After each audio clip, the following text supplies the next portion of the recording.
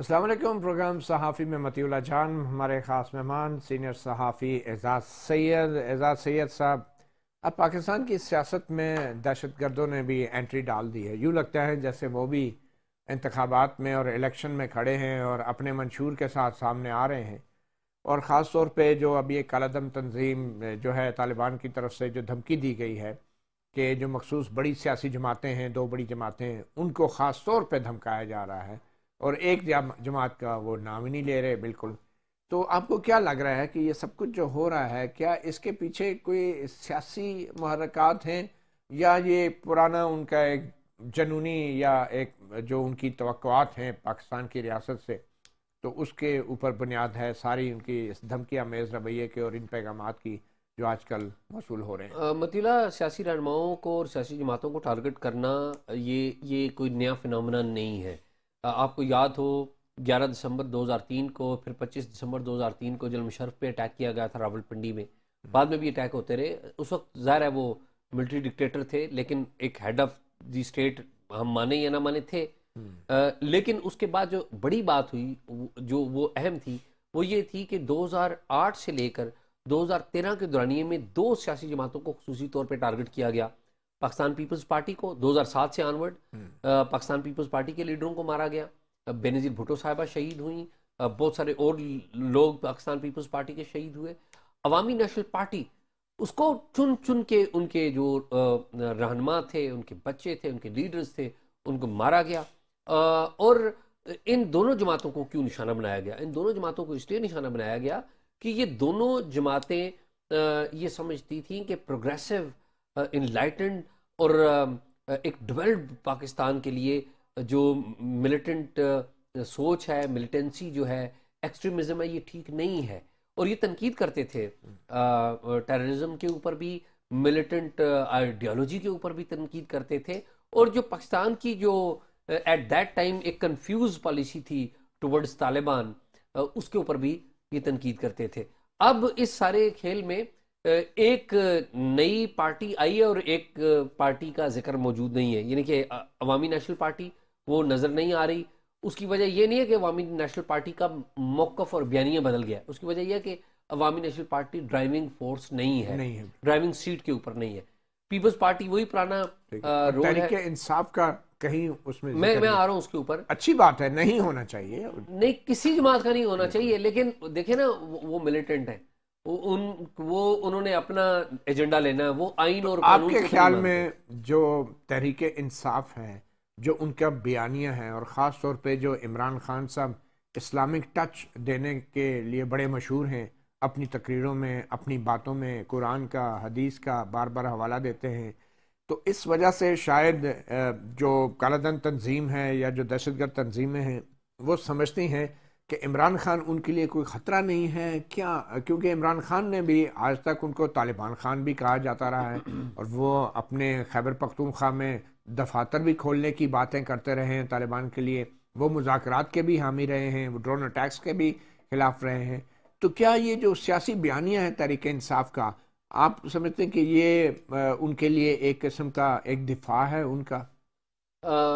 पाकिस्तान तहरीक इंसाफ के सरबराह इमरान खान साहब, जो अफ़गानिस्तान में तालिबान ने टेक ओवर किया था, उसके ऊपर इमरान खान साहब ने बड़ी तारीफ़ें की थी अफ़गान तालिबान की, और ये आज वो तारीफ़ें नहीं कर रहे। वो जो गुलामी की जंजीरें तोड़ दी हैं। और एक बात, दूसरी बात यह है कि वो टीटीपी के साथ जो मुज़ाकरात हुए थे, उसमें इमरान खान साहब की टैसिट अप्रूवल मौजूद थी। इमरान खान साहब इस आइडियोलॉजी के हामी थे कि नहीं, टीटीपी को आप शामिल करिए, साथ रखिए। तो जो इमरान खान साहब की आइडियोलॉजी है, उसमें टीटीपी को अपने साथ शामिल करना वो शामिल है। वो इमरान खान साहब उनके मुखालिफ नहीं है। आपको याद हो कि उन्होंने कहा था कि ओसामा बिन लादेन शहीद हो गए, उसके ऊपर बड़ी बात इंटरनेशनली यहाँ पर बड़ी बातें हुई थी, लेकिन इमरान खान साहब ने अपना मौक़िफ़ और बयानिया नहीं बदला, वापस नहीं लिया, और आज भी उस बात पे कायम है। तो इमरान खान साहब का जो आइडियोलॉजी है वो प्रो तालिबान है, प्रो टीटीपी है, और उनके साथ उनकी आइडियोलॉजी मिलती है, वो उनको चैलेंज नहीं करते। अच्छा, मेरा सवाल यह है कि आज अगर साबिक़ ISI के सरबराह जनरल फैज़ अगर आज भी ISI के सरबराह होते तो आपके ख्याल में हालात कुछ मुख्तलिफ हो सकते थे? क्या उनका भी कोई एक अहम रोल था, क्योंकि अब वो निकल गए हैं, मंजर से गायब हो गए हैं, तो उस वजह से भी कुछ मामलात बदल गए हैं और जो नई इस्टेब्लिशमेंट है वो उस तरह की रैपो नहीं डेवलप कर सकी अफ़गानिस्तान के साइड पे जो कुव्वतें उनके साथ। देखिए जी, फैज़ हमीद साहब जब पावर में थे, पहले DGSI के तौर पर, फिर कोर कमांडर पेशावर के तौर पे, तो आपने और हमने देखा कि बहुत सारे मिलिटेंट्स को जेलों से रिहा कर दिया गया। आपने और हमने देखा कि स्वात के अंदर जो तालिबान मिलिटेंट्स हैं वो खुद वापस आके रहने लग पड़े और स्वात के लोग उठ खड़े हुए कि ये मत रहिए। तो अगर वो आज भी होते तो होना क्या था? होना ये था कि उनको एक रियासती छतरी मिलती मिलिटेंट्स को कि वो वापस आके अपनी जगहों पर रहे, असला भी रख सकते। उनको ये कहा गया था कि आप असला भी रख सकते हैं, उनको ये बातें कही गई थी, यकीन दहानी कराई गई। फिर खान साहब ने अभी कहा कि 40,000 लोगों को बसाने का भी प्रोग्राम था, बसाने का खानदान को, जी जी, और 7-8 हज़ार मिलिटेंट्स को जी बसाने। क्या ये भी जनरल फैज के ये थ्रू तो बात हो रही थी? ये सारी बातें तो शामिल थी ना जो मुज़ाकरात उनके साथ हो रहे थे। अब वो जरा सोचिए ना कि वो लोग आ जाते हैं कि अगर किसी को सजा नहीं मिली जिसने यहाँ पर धमाके किए हैं, तो फिर क्या मैसेज लोगों में क्या जाता?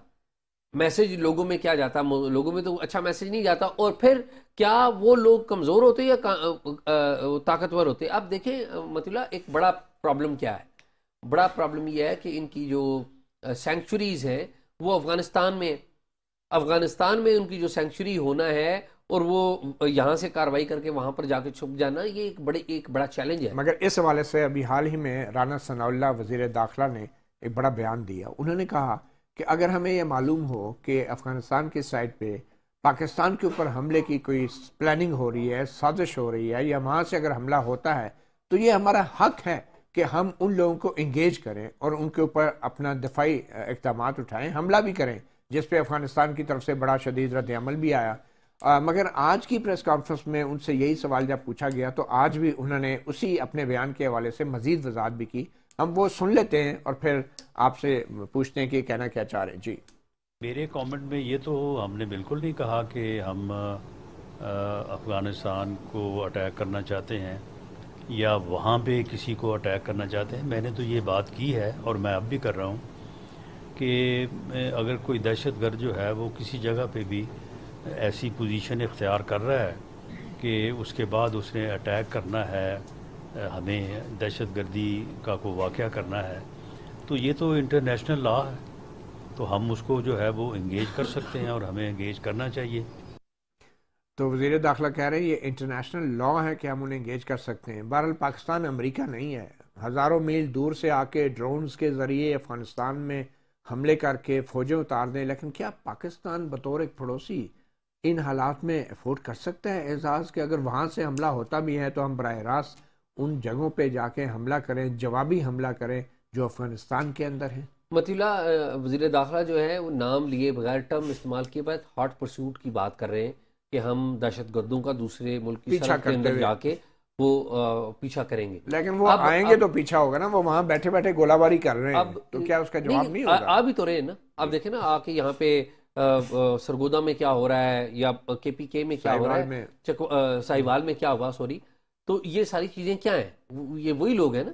इशू ये है मतलब कि पाकिस्तान एक बड़े मुश्किल मामले में फंसा हुआ है। एक तरफ तालिबान की हुकूमत है और पाकिस्तान के उसके साथ एक ट्रेडिशनली अच्छे ताल्लुकात रहे हैं, लेकिन अब वो तालिबान की गवर्नमेंट पाकिस्तान के साथ कोई अच्छा उसका अंदाज नहीं है क्योंकि वो TTP को अम्ब्रेला दे रही है, छतरी दे रही है। तो अब अगर पाकिस्तान तालिबान के साथ या अफगानिस्तान के साथ जंग शुरू करता है तो एक वारफेयर, एक फॉर्मल वॉर शुरू हो जाएगी, ओपन वॉर हो, एक ओपन वॉर हो, और उसमें जो रीजनल प्लेयर्स हैं वो भी आ जाएंगे। तो ये बड़ी डेलिकेट सिचुएशन है। हमने जो TTP है उसका भी खात्मा करना है और इस अंदाज से खात्मा करना है कि सांप भी मर जाए और लाठी भी ना टूटे। लेकिन अमेरिका के जो तर्जमान हैं उनका भी जो रिएक्शन आया है, बज़ाहिर वो पाकिस्तान के इस मौक़िफ़ को सपोर्ट करता है कि पाकिस्तान के पास दिफा का हक है, और दिफा के हक का मतलब अमेरिका अपने लिए क्या लेता रहा है। ज़रा अब सुने वो क्या कह रहे हैं और फिर सूरत हाल आगे क्या बनती है। जी, अमेरिकी तर्जमान नेट प्राइस ने क्या बात की? Pakistani people have suffered tremendously from terrorist attacks. Pakistan has a right to defend itself from terrorism, and meanwhile, we continue national terrorist attacks. These are among the very commitments that the Taliban have been unable or unwilling to fulfill to date. तो अमरीकी तर्जमान भी बहुत clear है कि तालिबान ने जो वादे किए थे, जो कमिटमेंट्स की थी, बज़ाहिर वो उन पे पूरा नहीं उतर रहे और ना ही पूरा उतरने की सलाहियत रखते हैं। तो आप समझते हैं कि अमेरिका भी विलिंग है पाकिस्तान के इस राइट को एक्सेप्ट करने में, अगर पाकिस्तान कुछ ऐसी कार्रवाई करता भी है, और क्या अमेरिकन भी इन्वॉल्व हो सकते हैं? देखिए डॉक्टर एमन अज़वरी काबुल में मारे गए हैं, जो दोहा पीस प्रोसेस है उसकी सीरियल वायलेशन है। दोहा पीस प्रोसेस जो पीस एग्रीमेंट है उसमें 28 फरवरी 2020 को ये साइन किया गया था कि तालिबान किसी जो बैनुल-अक़वामी वांटेड टेररिस्ट है या टेररिस्ट ऑर्गेनाइजेशन है उसको प्रोटेक्शन नहीं देंगे, अपनी सॉइल में नहीं रखेंगे उसको। तो वहाँ पे मारा जाना, उसके ऊपर तालिबान का गो कि ये कहना है कि वो तो डॉर्मेंट थे, वो एक्टिव नहीं थे। इसका लेकिन अभी भी आ सकते हैं। और मैं तो मतलब ये समझता हूँ कि जो दोबारा इंटरनेशनल इंगेजमेंट जो अफगानिस्तान की है वो उसकी जो इम्कानात है वो बहुत ज़्यादा बढ़ गए हैं। अगर पाकिस्तान के खिलाफ कोई कार्रवाई होती है, टीटीपी की तरफ से कार्रवाई होती है, या इंटरनेशनली कोई बड़ा हादसा हो जाता है जिसमें अफगानिस्तान का कोई लिंक मिल जाता है, तो इस बात का कभी इम्कान है कि जो इंटरनेशनल इंगेजमेंट है वो अफगानिस्तान में दोबारा होगी। और ये उसका जो स्केल है उस हादसे का या उस इवेंट का, दैट विल डिसाइड कि whether they will the international establishment will. और इसका रिएक्शन और इसकी इम्प्लीकेशन पाकिस्तान पे भी आ सकती है, इसमें कोई शक नहीं, चाहे उसका ताल्लुक पाकिस्तान के हवाले से हो या ना हो। और अब अमेरिका किसी भी वक्त कोई बड़ी कार्रवाई करके पाकिस्तान के लिए मुश्किलात भी पैदा कर सकता है। मतुला, माजी में और अब में एक बुनियादी फ़र्क है। माजी में ये था कि हमारे यहाँ जब 2002 में जनरल मुशर्रफ ने फैसला किया था कि हम जो एक्सट्रीमिस्ट जो ऑर्गेनाइजेशन हैं उनको ख़त्म करेंगे, तो उसका बैकलैश आया था बहुत ज़्यादा। और हमारी जो इस्टेब्लिशमेंट है, जो सिक्योरिटी इस्टेब्लिशमेंट है, उसमें भी कोई ज़्यादा क्लैरिटी उस एतबार से नहीं थी। लेकिन with the passage of time जब हमारी सिक्योरिटी इस्टेब्लिशमेंट के लोग इस सारे वाक़े में शहीद हुए, हमारी अवाम शहीद हुई, अवाम टारगेट बनी, बेनज़ीर भुट्टो साहिबा टारगेट बनी, आर्मी पब्लिक स्कूल के बच्चे वो टारगेट बने, तो फिर हमारी सिक्योरिटी इस्टेब्लिशमेंट की एक थिंकिंग में एक तब्दीली भी हमने देखी। लेकिन उस तब्दीली के बावजूद भी बाद में सारी बात दोबारा मुज़ाकरात की तरफ गई, और वो मुज़ाकरात भी अमली तौर पे अब नाकाम हो चुके हैं। एक छोटी सी ब्रेक लेंगे, और ब्रेक के बाद भी हमारे साथ मौजूद हैं एजाज सैयद, और इनसे हम फिर बात करेंगे पंजाब में होने वाली जो सूरत हाल अब जो बन रही है, और ख़ास तौर पे फवाद चौधरी PTI के रहनुमा ने एक प्रेस कॉन्फ्रेंस में दावा किया है कि इमरान खान पर होने वाले हमले में मज़ीद इंकशाफात हुए हैं, और उन पर हमला आवरों की तादाद 3 थी और 3 मुख्तलिफ किस्म के असलहा इस्तेमाल हुए हैं। एजाज सैयद से बात करते हैं एक छोटी सी ब्रेक के बाद।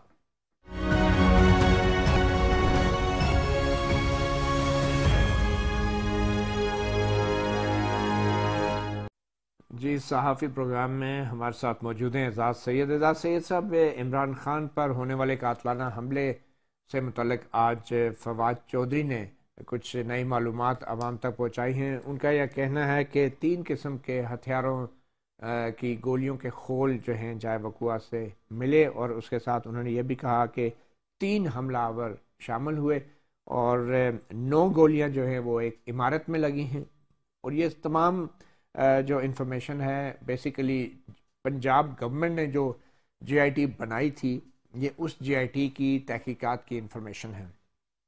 और इसके हवाले से ये भी आपको बताते चलें कि अचानक ये जो प्रेस कॉन्फ्रेंस की गई है, ये बड़े ही एक दिलचस्प मरहले पे ये प्रेस कॉन्फ्रेंस की गई है, इस इशू को जो दोबारा आप सामने लाया जा रहा है। अब 9 जनवरी को पंजाब असम्बली का इजलास बुलाया जा रहा है, और बज़ाहिर ये एतमाद का वोट भी लेना है, क्योंकि फिर 11 जनवरी को लाहौर हाई कोर्ट में दोबारा तारीख है। उससे पहले इन्होंने एतमाद का वोट लेने की एक कमिटमेंट की हुई है परवेज़ इलाही ने। शकूक ये हैं और ख़बरें ये हैं, मुख्तलिफ इतलात ये हैं कि शायद PTI के अंदर कुछ लोगों पे दबाव है, जिसका इमरान खान भी और फवाद चौधरी भी दावा कर रहे हैं कि हमारे कुछ लोगों को फ़ोन किए जा रहे हैं, डराया धमकाया जा रहा है। तो शायद ये मामला जो अब उठाया जा रहा है, ये इमरान खान पे कातलाना हमले का, तो वाज़े तौर पे इसमें जो साबिक़ गवर्नर उमर चीमा हैं आज फवाद चौधरी के साथ बैठे हुए, उन्होंने भी कहा कि इमरान खान ने जिन लोगों के ख़िलाफ़ FIR दर्ज करने की दरख्वास्त दी थी उसमें कुछ हज़रत सर्विस लोग भी हैं इसलिए उस पर तफ्तीश आगे नहीं बढ़ी।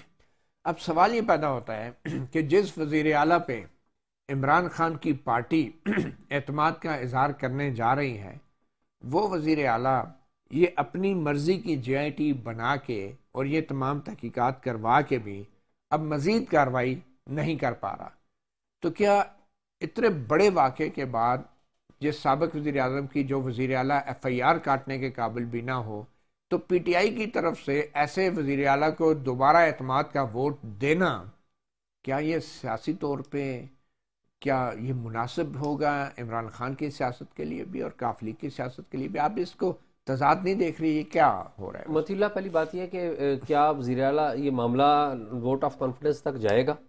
सवाल तो ये है। और अगर जाएगा तो कम से कम 20 से 25 लोग तो PTI के अंदर ऐसे बैठे हुए हैं जो कि परवेज इलाही के खिलाफ वोट देने के लिए तैयार है। और आप देख लीजिएगा कि ऐसा अगर ये मामला उस तक गया, ये 20 तो से 25 आपने बहुत बड़ा दावा कर दिया। मैं दावा नहीं कर रहा हूँ, मैं अपनी मालूमात की बुनियाद के ऊपर बात कर रहा हूँ। जो यहाँ पर इस्लामाबाद में मुख्तलिफ जो हुकूमत के जो लोग हैं वो बताते फिर रहे हैं, हुकूमत के लोग बताते फिर रहे हैं कि वो ये बताते फिर रहे हैं कि आसिफ अली जरदारी साहब वहाँ पर जो बैठे रहे हैं तो 20 से 25 लोग फिसल चुके हैं जो पाकिस्तान तहरीक इंसाफ के अंदर से। और उनके तो फिसलने में किसका किरदार है आपके ख्याल में? देखिए, इस वक्त तो आसिफ अली जरदारी वहाँ पर बैठे हुए हैं और इमरान खान साहब और ये लोग ये कह रहे हैं कि इस्टेब्लिशमेंट की तरफ भी उंगलियाँ उठा रहे हैं। और फिर जो PTI के जो लोग हैं वो खुद कौन है बेसिकली? अगर आप ज़रा PTI की जेनेसिस देखिए ना, PTI तो सारी इस्टेब्लिशमेंट ने इकट्ठी की थी ना। 2018 के इलेक्शन में इस्टेब्लिशमेंट नहीं वो इकट्ठी की थी, इस्टेब्लिशमेंट के लोग थे। तो ये चीज़ें तो मेरे और आपके सामने है ना। आप ये कह रहे हैं कि अगर इस्टेब्लिशमेंट पीछे हट गई है तो भी सियासी तौर पे PTI का नुकसान होगा।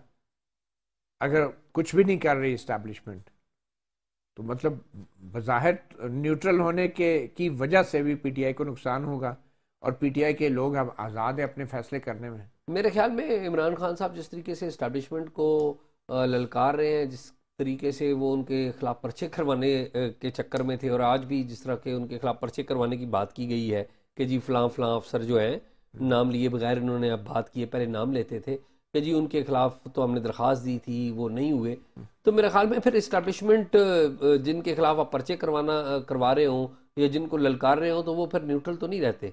अच्छा, वो उनका हक बन जाता है। मैं हक की सियासत करना हक बन जाता है। मैं नहीं हक, मैं हक ये आप कह रहे हैं कि हक बन जाता है। अगर आप कह रहे हैं तो फिर वो न्यूट्रल नहीं रहेंगे तो फिर क्या नहीं होगा? मैं ये अर्ज कर रहा हूँ कि ये तो आप कह रहे हैं ना कि हक बन जाता है। मैं तो ऐसी बात नहीं की, बात ये अर्ज कर रहा हूँ कि एक ग्राउंड के ऊपर क्या हो रहा है कि मैं मतीउल्लाह जान को गालियां अगर निकालता रहूंगा, मैं गालियां निकालता रहूंगा। मिसाल दे दे। नहीं मैं एक बात कर रहा हूँ, मैं एक फैक्चुअल बात करूँ कि अगर मैं आपको ललकारता रहूंगा और आपका एक माजी भी है, ठीक है ना, तो और फिर क्या होगा? मेरा ये ख्याल है कि फिर वो तो पहले किसी को जवाब दे नहीं है, तो अगर अब वो कुछ कर लेंगे तो क्या जवाब ले लेंगे आप? तो नहीं, देखें बात यह है कि इदारे जो होते हैं ना, जो मातहत इदारे होते हैं, वो किसी सूरत भी, चाहे उनको कोई गाली दे, चाहे उनके खिलाफ कोई भी बात करे, उनका कोई राइट नहीं है कि वो कानून को अपने हाथ में ले लें।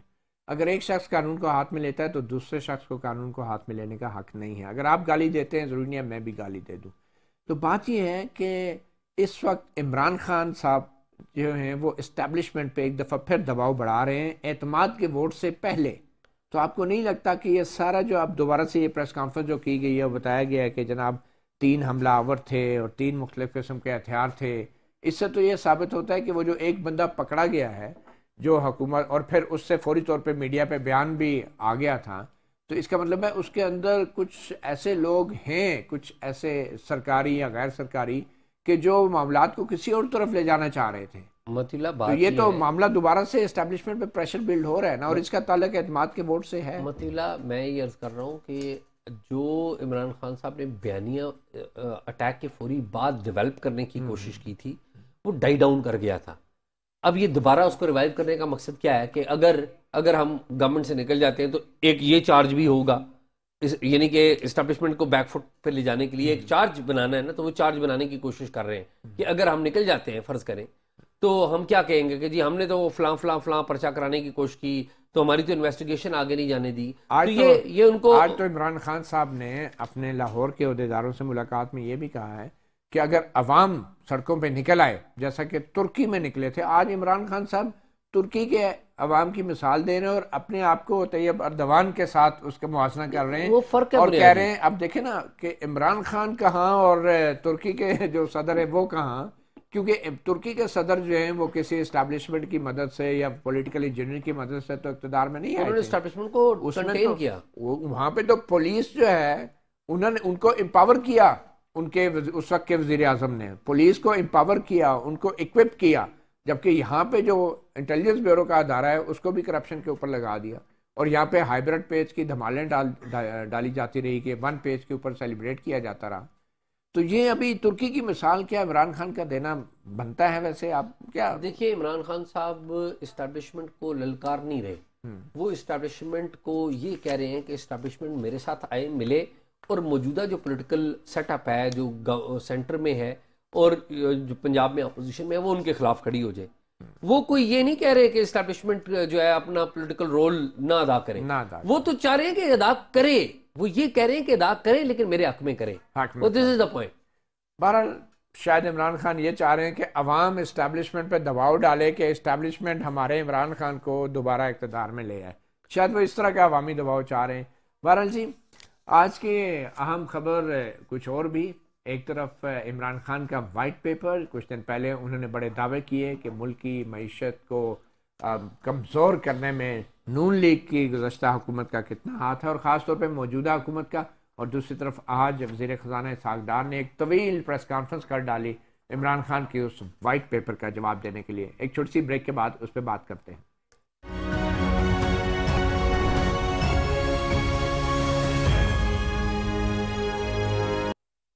साफ़ी प्रोग्राम में अब सियासत और जंग जदल की बातों के बाद अपनी जेब की बात करेंगे, गरीब आदमी की जेब की बात करेंगे, इस मुल्क और रियासत की जेब की बात करेंगे, जिसके लिए हमारे आज खसूसी मेहमान हैं Syed Mehtab Haider, senior economic reporters हैं, इकॉनमी को डील कर रहे हैं। और मेहताब हैदर साहब, आज तो इसहाक़ डार ने एक तवील प्रेस कॉन्फ्रेंस कर दी, वज़ीर ख़ज़ाना ने। इमरान खान साहब ने वाइट पेपर एक दिन पहले जारी किया था जिसमें नून लीग की हुकूमत, जो मौजूदा हुकूमत है, उस पर भरपूर हमले किए थे और फिर अपने अदाद शुमार भी दिए थे।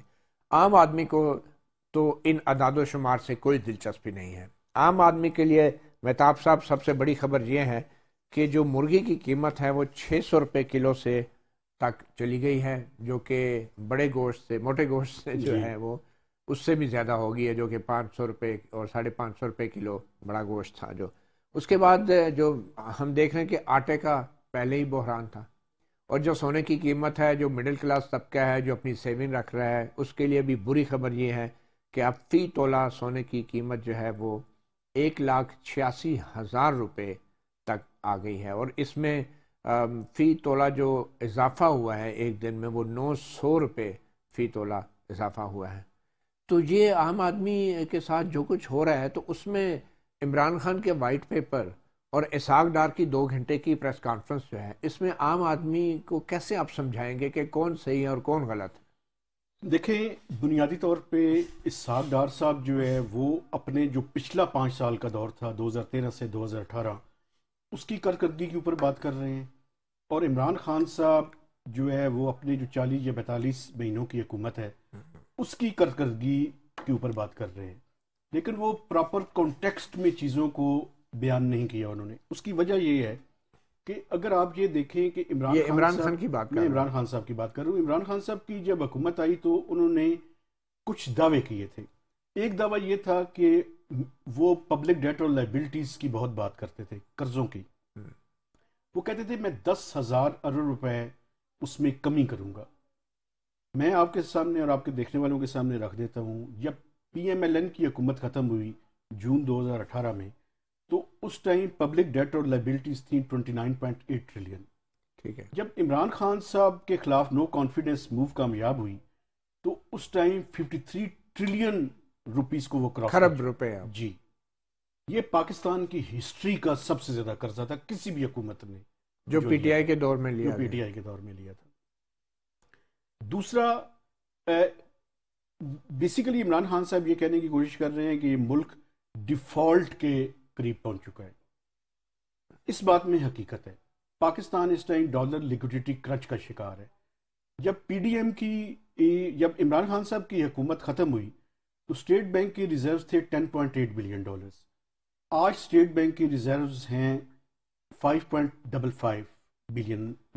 तो इसका कोई हुकूमती पॉलिसियों से ताल्लुक है? डार साहब का कहना ये है कि बुनियादी मसला ये है कि ये 6 या 8 माह की कारकर्दगी नहीं है, बल्कि इसकी रिस्पॉन्सिबिलिटी पिछले जो 40-42 माह के दौरान इकोनॉमिक मिसमैनेजमेंट हुई है, इमरान खान का दौर, इमरान खान साहब के ज़माने में, ये उसका रिजल्ट है। ठीक। और उन्होंने एक और बात उन्होंने कहा, देखें बुनियादी तौर पे मसला ये है कि आपने जिस तरह से गवर्नेंस को मिस गवर्नेंस का लफ्ज उन्होंने यूज़ किया, उसके नतीजे में ये सारी चीज़ें जो है वो हमारे सामने खड़ी हैं। देखें ये पॉलिटिकल महंगाई को आप कैसे, ये मौजूदा हुकूमत महंगाई को कैसे जस्टिफाई कर सकती है कि इसकी वजह भी इमरान खान की हुकूमत थी? अभी इनको भी 6-7-8 महीने तो हो गए इनको। देखें बुनियादी तौर पे मैं पीडीएम की हुकूमत का दिफा करने के लिए नहीं हूँ। बुनियादी तौर पे इन्होंने कुछ डिसीजंस डिले किए हैं, मसलन आईएमएफ का प्रोग्राम ये टाइम पे रिवाइव नहीं कर सके, लेकिन इसकी 3-4 बुनियादी वजूहत हैं। एक तो सबसे बड़ी वजह, जो आईएमएफ का प्रोग्राम आपने डिजाइन किया, जो कि पीटीआई ने किया था, सही, वो बिल्कुल गलत था। उसमें डिवैल्यूएशन, मैं कहता हूं जी, यूनुस डागा साहब, अगर इस मुल्क के अंदर गैर जानबदाराना तहकीकात की जाए तो यूनुस डागा साहब को बुला के पूछा जाए, जिसमें वो पब्लिकली ये कह चुके हैं कि आईएमएफ की कुछ ऐसी शराइत हुकूमत ने तस्लीम की 2019 में, जो कि आईएमएफ ने कही ही नहीं थी, और वो बहुत देर से जाके फिर पहले तो देर की, दूसरा ये किया कि आईएमएफ के साथ वो कहते हैं वाशिंगटन में हम जो एक्सचेंज रेट था उसके ऊपर आईएमएफ से एग्रीमेंट करके आ गए थे, डिस्काउंट रेट के ऊपर हम एग्रीमेंट करके आ गए थे, लेकिन हमें बुला के ये कहा गया कि आप उससे वर्स्ट एग्रीमेंट पे साइन करें। उसी वजह से उन्होंने रेजिस्ट किया और अनसरमोनियसली उनको फिर उनके ओहदे से हटाया गया। और यूनुस डागा साहब जो उस टाइम फेडरल सेक्रेटरी फाइनेंस, ठीक। तो बुनियादी एक तो वो फ्लॉड आईएमएफ का प्रोग्राम था। दूसरा इंपोर्ट्स, आप ये देखें कि हम पेट्रोल बाहर से मंगवाते हैं, हम दालें बाहर से मंगवा रहे हैं, हम वीट बाहर से मंगवा रहे हैं, हम यूरिया भी जो है वो इंपोर्ट कर रहे हैं, हम पाम ऑयल हम बाहर से इंपोर्ट करते हैं। तो ये इंपोर्ट इंड्यूस्ड इन्फ्लेशन। लेकिन इमरान खान कहते हैं कि ये महंगाई तो इस दौर में आई है, उनके दौर में ये महंगाई नहीं थी। और बात तो सही है, तो वो ठीक कह रहे हैं, लेकिन उनके दौर में सैलाब भी नहीं आया था ना। आपके दौर में कोरोना आया, उनके दौर में कोरोना, बिल्कुल ठीक है, उनके दौर में कोरोना आया था। तो कोरोना के बाद पूरी दुनिया में जो है वो कमोडिटी साइकिल उसके नतीजे में हुआ, उसके असरात बिल्कुल थे। अब ये सैलाब आया तो डिसरप्शन हुई काफी ज्यादा, तो उस वजह से इन्फ्लेशनरी प्रेशर जो है वो बढ़ गए। लेकिन मैं अभी भी ये समझता हूं कि, और तीसरी और आखिरी बात देखें, सूबों का भी इसमें बड़ा रोल है। ठीक है, ये सूबाई हुकूमतें, उनकी रिट जो है वो बिल्कुल नहीं है। मुशर्रफ साहब के जमाने में जो मजिस्ट्रेसी सिस्टम खत्म किया गया था उसको रिस्टोर करने की जरूरत है, ताकि ऑन ग्राउंड जो प्राइसेस हैं उनको कंट्रोल किया। उसमें भी सियासत हो रही है। अब सुबह तो रात को दुकानें बंद करने के भी वक्त पे ये एक अलग पॉलिटिक्स की बहुत बड़ी सियासत हो रही है ये भी। और अच्छा, अब असल चीज़ ये आ रही है कि जो इमरान खान साहब ने कहा कि ये महंगाई की हमारी जिम्मेदारी नहीं है और अब ये डिफ़ॉल्ट की तरफ हम जा रहे हैं, तो इसाक डार साहब ने डिफ़ॉल्ट के हवाले से क्या यकीन दहानी कराई? और आप समझते हैं कि इसाक डार साहब की जो डिफ़ॉल्ट के हवाले से जो मौक़िफ़ है कि हम हो सकता है नहीं हो सकता, वो किस हद तक दुरुस्त है? एक उन्होंने हवाला दिया, उन्होंने कहा जी कि जब पाकिस्तान ने न्यूक्लियर एक्सप्लोजन किया था तो उस टाइम $414 मिलियन के रिजर्व रह गए थे। अगर हमने उस टाइम मैनेजमेंट कर ली थी तो अब भी हम मैनेजमेंट कर लेंगे। लेकिन मैंने उनसे पूछा ये कि आपने एक टीवी के प्रोग्राम में ये कहा था कि विद इन 2 वीक्स सऊदी अरब के पैसे आ जाएंगे, लेकिन दिसंबर पूरा गुजर गया, वो सऊदी अरब के पैसे नहीं आए। तो आज क्या कहा उन्होंने? उस पर उनका जवाब ये था कि देखिए, बेसिकली हम, उनके फाइनेंस मिनिस्टर ने ब्लूमबर्ग को एक इंटरव्यू दिया और जिसमें कहा कि हम पाकिस्तान को असिस्ट करेंगे। मैं ये टाइम फ्रेम तो आप ठीक कह रहे हैं कि दिसंबर की मैंने बात की थी, कोई मेजर इशू नहीं है, लेकिन हमें उम्मीद है कि विद इन दिस मंथ जो सऊदी अरब के पैसे हैं वो आ जाएंगे। और चाइना के ऊपर उन्होंने कहा कि चाइना का बेसिकली सिस्टम ऐसा है कि पहले उनके पैसे हम वापस करते हैं, हमने $1.2 बिलियन उनके वापस किए हैं, तो वो रीफाइनेंस करते हैं, उनका सिस्टम ये है कि वो वापस लेके वो रीफाइनेंस करेंगे तो वो पैसे भी हमें मिल जाएंगे। सेकंड हाफ में वो कहते हैं 30 जून को हमारे जो फॉरेन करेंसी रिजर्व्स हैं अभी जो 5.55 बिलियन डॉलर्स हैं ये इससे बेहतर होंगे और हम कंफर्टेबल पोजीशन पे होंगे, ये उनका क्लेम है। ठीक है, अब देखना ये है कि किस हद तक कामयाब होते हैं। अब ये इसहाक डार साहब ने चले डिफॉल्ट के हवाले से, तो आप समझते हैं कि किसी हद तक ये एक ऑप्टिमिस्टिक सिचुएशन है, मतलब पूरी उम्मीद है आपकी ये जो कह रहे हैं डार साहब हो जाएगा? देखिए, नेशनल सिक्योरिटी कमेटी की मीटिंग में भी ये इशू डिस्कस हुआ है। पाकिस्तान को अल्टीमेटली आईएमएफ का प्रोग्राम रिवाइव करना पड़ेगा। आईएमएफ के प्रोग्राम की रिवाइवल के बगैर ये जितने दोस्त ममालिक के पैसे हैं ये भी लिंक्ड हैं आईएमएफ के प्रोग्राम की रिवाइवल के साथ। तो हमें वो डिसीजंस जो रिक्वायर्ड हैं, जो कि टफ डिसीजंस हैं, जिसमें एडिशनल टैक्सेस हैं, जिसमें डार साहब ने आज खुद ही हवाला दिया कि वो फ्लड लेवी जो है वो लगाने के बारे में लगाने जा रहे हैं। इसके अलावा बैंक्स के ऊपर एक विंडफॉल गेन्स टैक्स जो है वो लगाने जा रहे हैं। इसके अलावा तो उन्होंने कंफर्म नहीं किया, लेकिन आईएमएफ का मुतालबा मैं आपके सामने रख देता हूँ। बिजली की प्राइसेस भी बढ़ानी पड़ेंगी, गैस की प्राइसेस भी बढ़ानी पड़ेंगी, और ये जो एक्सचेंज रेट इस टाइम 3 रेट से इनको एक करना पड़ेगा। ये 3 रेट्स आईएमएफ के प्रोग्राम में नहीं चल सकते। फिर इसके बाद इलेक्शन में भी जाना पड़ेगा। इसके बाद इलेक्शन में भी जाना पड़ेगा अगर ये सारी पॉलिटिकल ट्रांजिशन इसी तरह से चलती है तो। लेकिन मुझे ये लगता है कि हुकूमत की मेरे ख्याल में ख्वाहिश ये होगी कि इलेक्शन जरा जितने डिले कर सकते हैं करते रहें। तो शहबाज राना साहब ने जो कल एक बात की कि कोई पॉलिटिकल कमिटमेंट्स हैं किसी तरफ से हुकूमत को जो कोई दी जा रही हैं, उन्होंने ये तो नहीं बताया किसकी तरफ से, लेकिन लग रहा था वो इस्टेब्लिशमेंट का जिक्र कर रहे हैं। तो वो कमिटमेंट्स क्या हो सकती हैं, और शायद इसी वजह से आईएमएफ के हवाले से कोई बड़े फैसले अभी तक नहीं स्टेप्स लिए जा रहे? देखिए, एक कंसर्न तो हुकूमत का हो सकता है कि कॉस्ट वो पे करें और फिर उसके बाद इमरान खान को साहब को प्लेट पे रख के एक हुकूमत दे दी जाए। तो शायद मेरे ख्याल में वो इलेक्शंस डिले, और देखें ख्वाहिश भी उनकी है कि इलेक्शन जितना डिले हो सकता है उसको करें। अभी आप देखें ना, सेंसस की बातें उन्होंने शुरू कर दी हैं, फिर डिलिमिटेशन की एक एक्सरसाइज आपको पता है कि 3 से 4 माह तो उसके अंदर भी लग जाएंगे। अब ये हुकूमत की ख्वाहिशात हैं, उन ख्वाहिशात पे अमल होता है या टेक्नोक्रेटिक सेटअप आता है, टाइम विल, मैं समझता हूँ। और टेक्नोक्रेटिक सेटअप एक किस्म का बफर जोन हो सकता है जिसमें किसी के ऊपर डायरेक्ट इल्जाम शायद ना आए। देखें, अगर टेक्नोक्रेटिक सेटअप, और उसके लिए भी इमरान खान की कंसेंट तो जरूरी होगी ना, पीटीआई की, तमाम पॉलिटिकल पार्टी के बगैर तो नहीं हो सकता। तमाम पॉलिटिकल पार्टी, और वो पार्लियामेंट के थ्रू आएगा, वो कोई एक्स्ट्रा कॉन्स्टिट्यूशन मेजर से तो नहीं आएगा। वैसे मुझे तो पता नहीं है, आप इसके बारे में ज्यादा बता सकते हैं। जुडिशरी के जरिए नहीं कर सकते? नहीं, जुडिशरी के पास, खैर माजी में तो जुडिशरी बहुत कुछ करती रही है, आइन में तरमीम भी करवाती रही है जर्नलों से, मगर ये है कि अभी सूरत हाल शायद उस तरह की नहीं है। लेकिन फिर भी रास्ते तो हमेशा निकाल लिए जाते हैं, और ख़ास तौर पे कानूनी रास्ते जो है निकाल लिए जाते हैं। तो अभी ये जो सनतें बंद हो रही हैं, अब देखें कि अब जो खबर आई है कि यूरिया प्लांट्स की जो है उनको RLNG के जो सप्लाई है वो भी बंद कर रहे हैं, तो इसकी क्या इम्प्लीकेशंस हैं आने वाले वक्त में? देखें, इस टाइम 2-3 इश्यूज बड़े ही इंपॉर्टेंट हैं।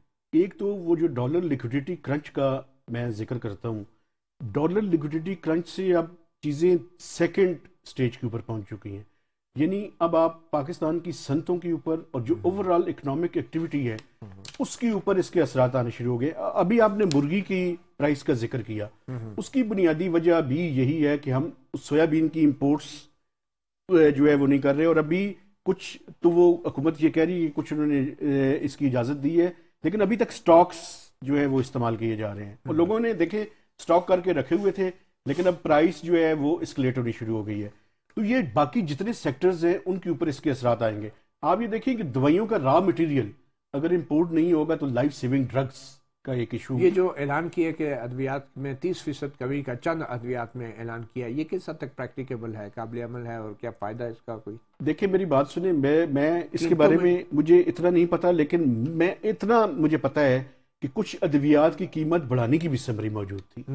तो आप जो फंडामेंटल्स हैं अगर उनको सामने रख के डिसीजन मेकिंग करें, जहां पे रॉ मटेरियल और उनकी कॉस्ट कम है वहां पे दवाइयों की कीमत कम होनी चाहिए, जहां पे ज्यादा है वहां पे उनको मार्केट मैकेनिज्म के तहत उनको बढ़ाने की भी इजाजत देनी पड़ेगी अगर उन्होंने इस मार्केट के अंदर रहना है तो। और गंदम के हवाले से भी देखिए, गंदम का मैं आपको एक बात बताऊं, गंदम का ये क्राइसिस PTI के जमाने से शुरू हुआ। उन्होंने पहले एक्सपोर्ट की इजाजत दी गलत आदाद शुमार की बुनियाद पे, फिर इंपोर्ट करते रहे, इंपोर्ट का डिसीजन टाइम पे नहीं लिया।